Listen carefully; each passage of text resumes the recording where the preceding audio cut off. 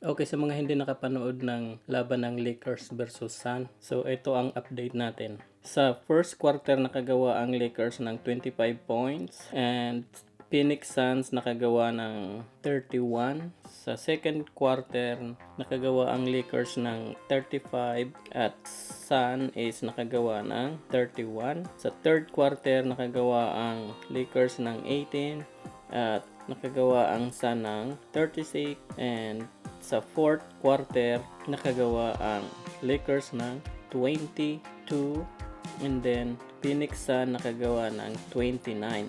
Lakers total ng points niya is 100. Ang Phoenix Sun total ng points niya is 127.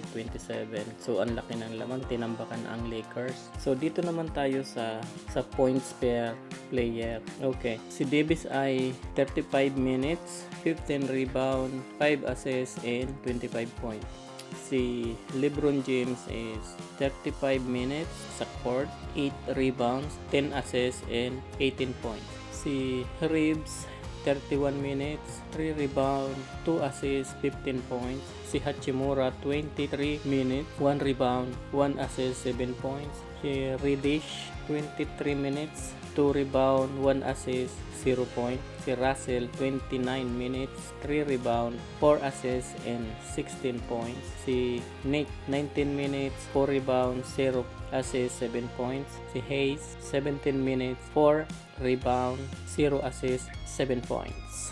Ayun ay sa Lakers. Dito naman tayo sa Sun.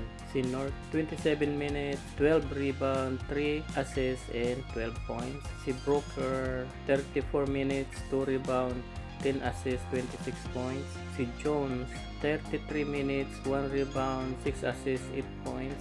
Durant 30 minutes, 6 rebound, 2 assists, 23 points. Bell 27 minutes, 2 rebound, 2 assists, 23 points. Si Nile 24 minutes, 9 rebound, 1 assist, 9 points. Allen 23 minutes, 2 rebound, 2 assists, 10 points. Si Don 15 minutes, 4 rebound, 1 assist, 2 points. So ayan yung update natin sa Lakers and Sun. So ayun, tinambakan nga yung Lakers, kaya babawi na lang daw sa susunod. So kaya please like, subscribe, at see you in my next video.